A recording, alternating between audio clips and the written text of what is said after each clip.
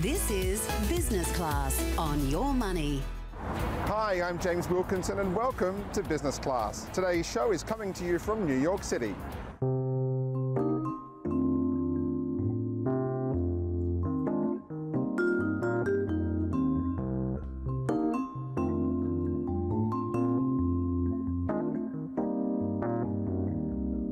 Before we showcase some of our favorite things to do in New York right now, here's this week's travel news. In travel news this week, Qantas has been named the world's safest airline for 2019 by airlineratings.com.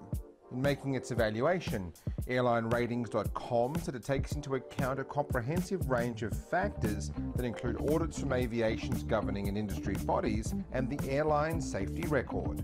In selecting Qantas as the world's safest airline for 2019, airlineratings.com said that over its 98-year history, the world's oldest continuously operating airline has amassed an amazing record of firsts in operations and safety, and is now accepted as the industry's most experienced airline.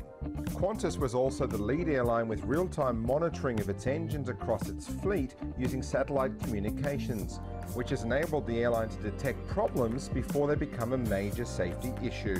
AirlineRatings.com also announced its top 20 safest airlines for 2019 from the 405 it monitors. The top 20 safest airlines in the world for 2019 include Air New Zealand, All Nippon Airways, American Airlines, British Airways, Cathay Pacific, Emirates, Finnair, Hawaiian Airlines, Qantas, Qatar, Singapore Airlines, United Airlines, Virgin Atlantic and Virgin Australia. At the other end of the scale, the lowest ranked airlines were Ariana Afghan Airlines, Blue Wing Airlines, Cam Air and Trigana Air Service.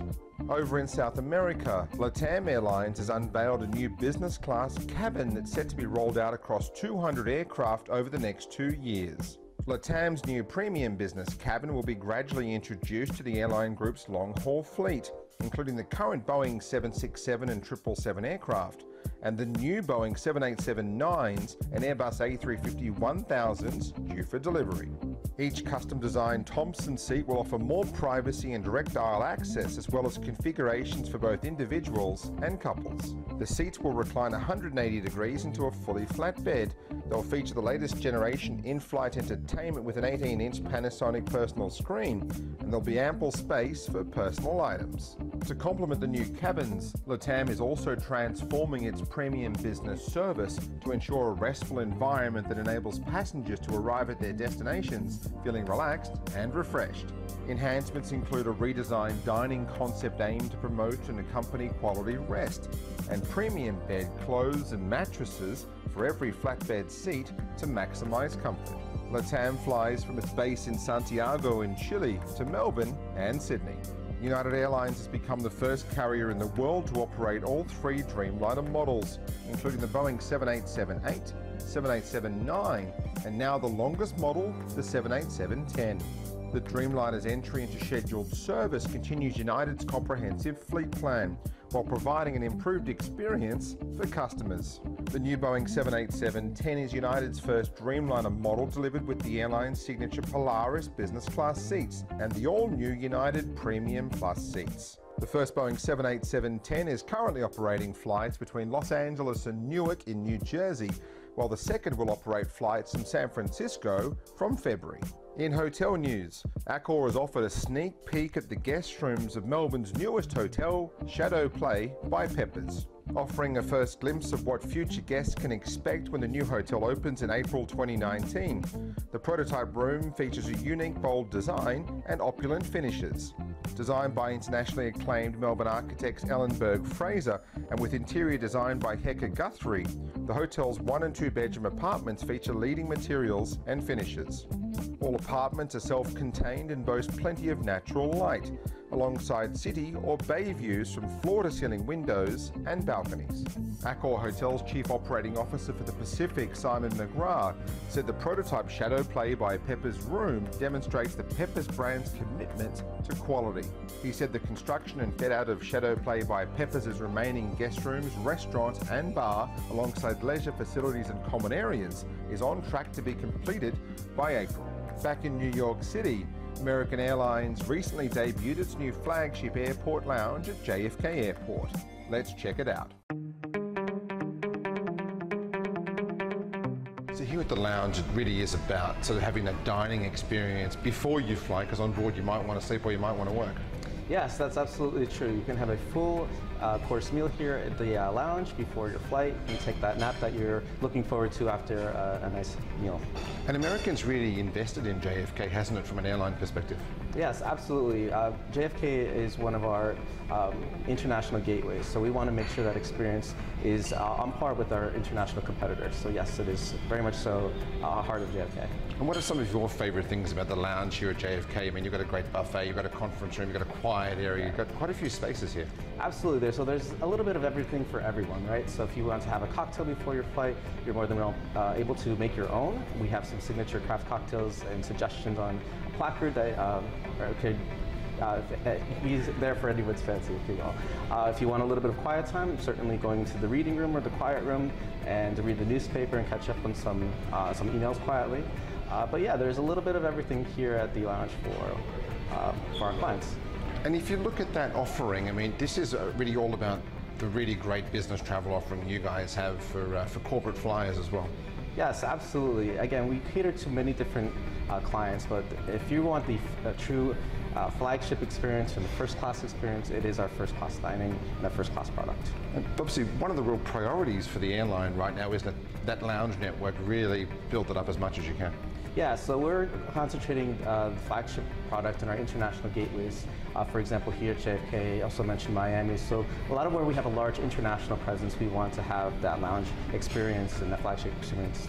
And when we say, like, you know, it was the first for an airline in the US to do the dining experience, I mean, this is a very different lounge proposition to 2 years ago.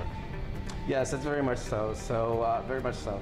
We are looking constantly at ways to make the experience top-notch, and we listen to customer feedback and we incorporate teams to make sure that we're making the right decisions for our customers. And local produce, local wine as well across your lounge network, especially here at JFK as well.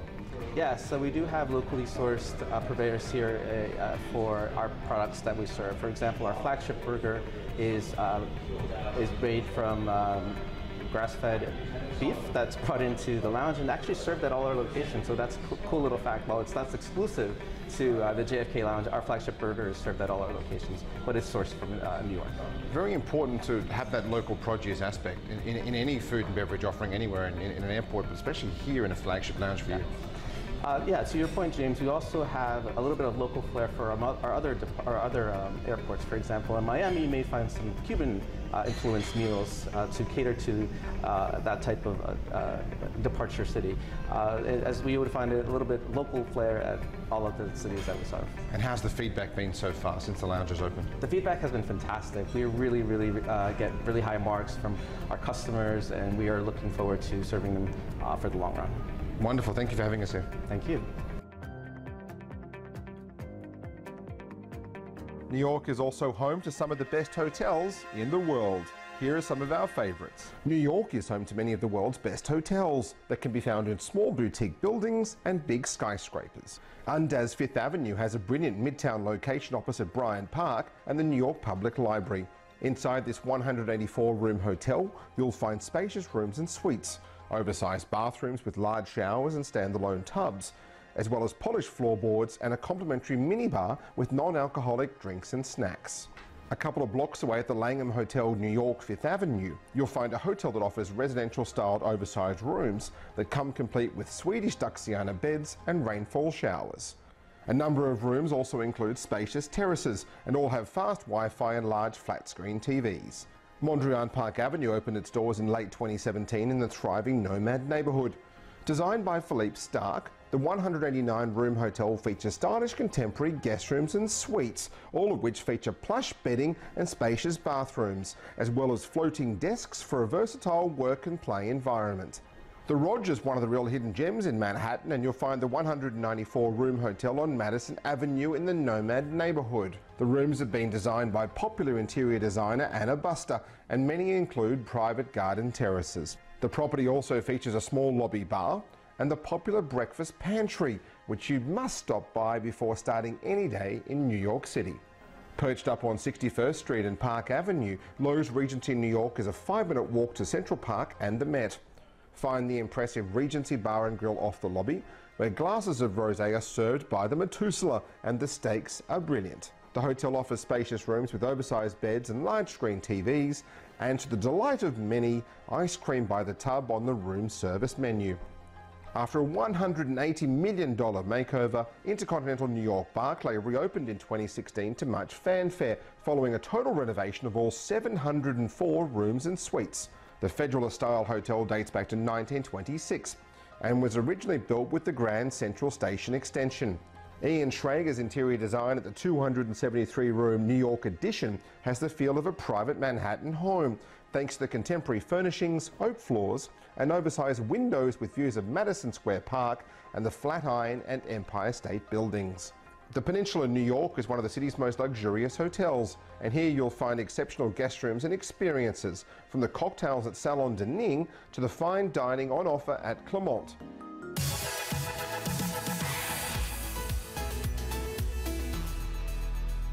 One of our favourite hotels in New York is the Wythe Hotel in Brooklyn, owned by an Aussie who hails from Canberra. Let's check in now. We're here inside the Cooper Room at the beautiful and boutique Wythe Hotel in Williamsburg in New York. I'm talking to the owner and general manager, Peter, and mate, what a beautiful event space is down here. Thank you so much. One of the great joys of starting with a very old building is these found spaces. So we put some lights and a new floor in, but we have this fabulous vaulted ceiling, and yeah, it's a great venue for small groups, private dining, small cocktail parties, all of these things. And tell us about the history of this building. It was a cooperage at one stage, and then it was a fashion building. Yeah, it was built in 1901 as a cooperage. They made barrels for the sugar industry, which was what ran the waterfront at the turn of the century. And when we found it, it was a textile factory, kind of an interesting one that did everything from grass mat wall coverings to textiles for NASA and acoustic fabrics. But they were winding down their business and looking to sell the building, and we kind of won the lottery when we caught this one. Quite amazing, because when this opened, there were no other hotels around here at the time. There weren't, certainly nothing that felt like it belonged in Brooklyn, and that was our mantra from the beginning, was to build something that both belonged in Brooklyn and reflected the real spirit of the borough, as much as it was changing at that time and continues to. And your little building was the tallest building in the area at one stage. It was. It feels like a long time ago, but it was really, it was really only 6 years ago. We opened in 2012 and had this corner of the world to ourselves, and the world has rushed to meet us, which is a good thing, mostly. And you've got 70 rooms with some beautiful suites overlooking Manhattan as well. We do, yeah. Our westward view across the river, runs right into the Empire State Building and all of Midtown Manhattan, and it's lovely to have that perspective. If you live in the city, there's not so many options that you get outside of it and see, what fabulous madness it really is. Yeah. From Brooklyn, we get that view every day. And you opened a bar in here, which has a backdrop of one of the best backdrops of any bar, I think, in New York City. Yeah, up on the 6th floor, which was the roof of the original building. Here we have a cocktail bar and a bunch of outside space up there that in the spring and summer is a very popular spot for our neighbours, and starting to be for tourists and visitors from all over the world, which is great. And you make some great drinks in there as well. We make some great drinks, yes. They have talented young people making great drinks up there. And speaking of drinks, in your restaurant here, you have got one of the more interesting wine lists I think I've ever seen in New York. Yeah, the guys are focused on natural wines as much as they possibly can, and trying to turn people on to what that really means. So they're much less processed. They can be a little funkier. But that becomes an interesting conversation with people that are having dinner with us, for sure. So a fun way for the staff then to have some serious knowledge about wine then, if they're recommending what to drink. Yeah, absolutely. And we have a sommelier who's here on staff and handles all of those things. In the restaurant, being charming and knowledgeable, and one of the things he really likes is turning people on to things that they haven't tried before, and discovering the joys of that sort of sector of the wine world. Yeah. Yeah, and I think you've got two of the most beautiful hotel rooms in New York. Your loft suites, I think, the high ceilings with the floor-to-ceiling windows, then the interior design is impeccable. Thank you. Yeah, we really tried to stay out of the way of the existing building, if that makes sense. And also to not over-design. I tend to dislike hotels with sort of too many frills. You kind of have to clear stuff away to make a bit of a space for yourself. Yeah. I like the idea that our rooms left lots of space for you to inhabit it and you to make it your space. But yeah, people seem to like them. They're comfortable and and often have those great views. Very uncluttered, isn't it? Very uncluttered. Yeah. Yes. That was the goal. A little also to, one of the reasons people moved from Manhattan into Brooklyn was to get some more space to, create things, but also just because maybe their families were expanding and they needed a little more space. So that was part of the story too, is that we wanted rooms that were oversized by Manhattan standards and give people a little room to move around in. Yeah. And how did you come to owning this incredible property? I have an amazing business partner who is a real estate developer in New York and has been for a long time. He just finished the Domino Park right in front of the Domino Sugar Factory, just a couple of blocks south of us. And I had a restaurant and was in one of his buildings. He was my landlord, and we were closing down that business, and I was talking to Jed about what might be next. Yeah. And Jed, being Jed, said, well, if you could do anything, what would you like to do? And I said, well, I'd really like to open a hotel in Brooklyn that felt like it belonged in Brooklyn. Yeah. So we got out maps and drove around every Sunday for a couple of months trying to find a spot. And we really lucked across this spot and were able to purchase it and eventually get some financing and open it up. And you're looking to do more hotels in the future? I'm not, it's a little un-American of me. I'm not quite as ambitious as perhaps I should be. I also have 2 young kids at home who still like me, so I'm trying to capitalize on that part of my life. And the other piece is our timing was such that we got very lucky and very spoilt here. And our cost to get into the game, has changed exponentially in Brooklyn.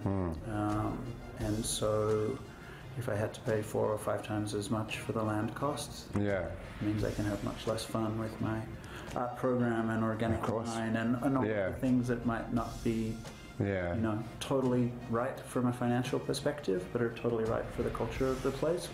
Would not be possible. So because so many people would kill for this kind of project that actually had a hotel in a building like this with so much character. It's when you go from the ground up, it's very different to having something like this.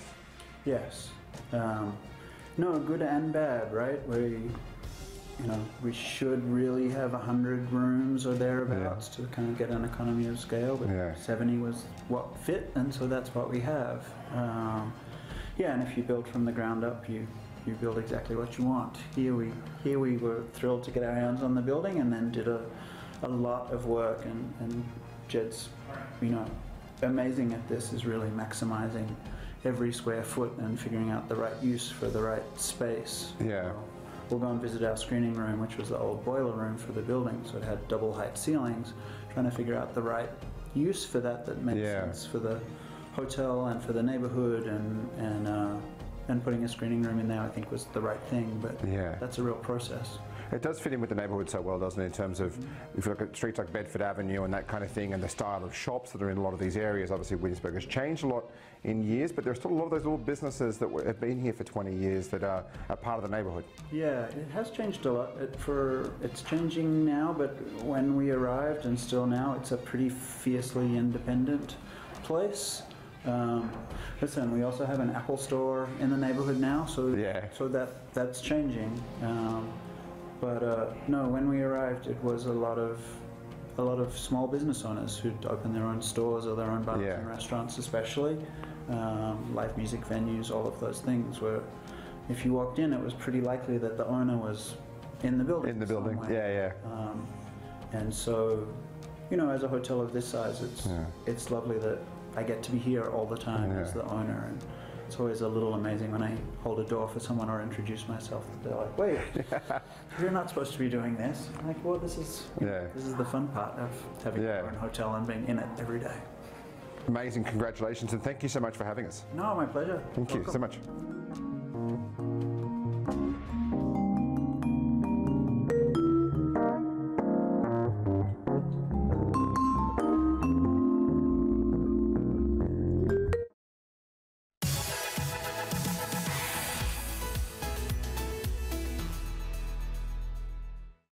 Qantas's new Boeing 787 Dreamliners are currently flying Aussies all over the world, to Los Angeles, New York and London. Here's what you can expect on board in business class.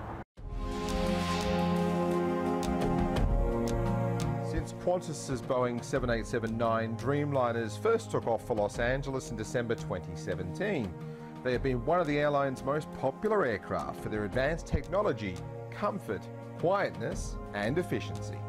Qantas currently has 8 Dreamliners in the fleet, and they are currently flying to Hong Kong, New York, Los Angeles, London and San Francisco, from Melbourne, Brisbane and Perth. Up next, the airline's launching direct flights on the Dreamliner from Sydney to Hong Kong.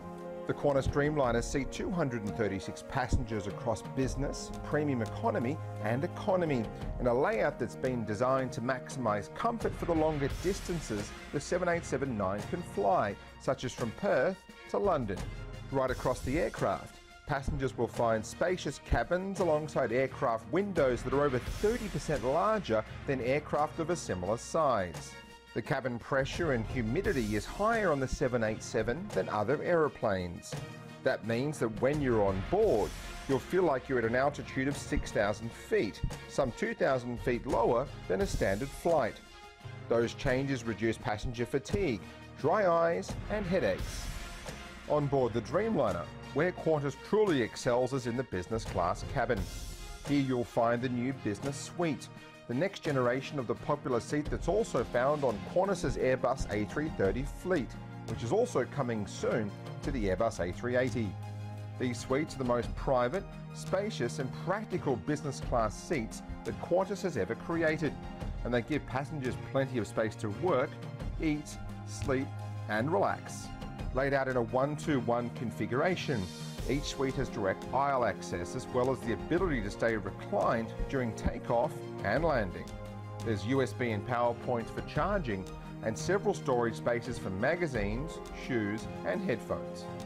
The business suites are 24 inches wide and stretch out to 80 inches when fully reclined in the bed mode. When it's time for sleep, you'll find plush bedding and large pillows, alongside amenity kits designed by Australian artists that feature luxurious A-Spa products inside. The airline releases 2 new amenity kit designs every few months, with each telling a uniquely Australian story through the hands of homegrown talent. On the food front, Qantas excels in business class thanks to dishes from celebrated chef Neil Perry, alongside wines chosen from the sommeliers at his Rockpool Group. Expect seared salmon, fillets of beef and other top main dishes that you can actually book online before you hop on the plane. Then during the flight, there are a number of mid-flight snacks available, including sandwiches, fruit and chips. A number of those snacks are available through the onboard self-service bar, which is also a good opportunity to stretch the legs and meet fellow passengers. When it comes to entertainment, you'll find hundreds of movies, television shows, albums and games, including new release blockbusters, some all-time classics and some hilarious TV shows. This month you'll find Smallfoot, Vanity Fair, the Harry Potter series, Will and Grace and much more. The seat, food and entertainment aside, where Qantas also excels is with the service on board. The airline's got some of the most friendly flight attendants in the sky, where great service is absolutely at the forefront. Before you take off, Qantas has some of the best lounges in the world, from London to Los Angeles, Hong Kong, Melbourne, Sydney and many more. One of the best in the network is the Qantas Lounge, which opened just before the new Heathrow to Perth flights and offers dining on demand and the best gin bar at any airport in the world. In Sydney, we love the Qantas First Lounge, which offers Rockpool dining and a Sofitel day spa, alongside private meeting rooms and a champagne and wine list that's better than many of the city's top restaurants. To book, visit qantas.com.au. airline.com. Well, that's it from us in New York City. Thanks for watching, and we'll see you next time on Business Class.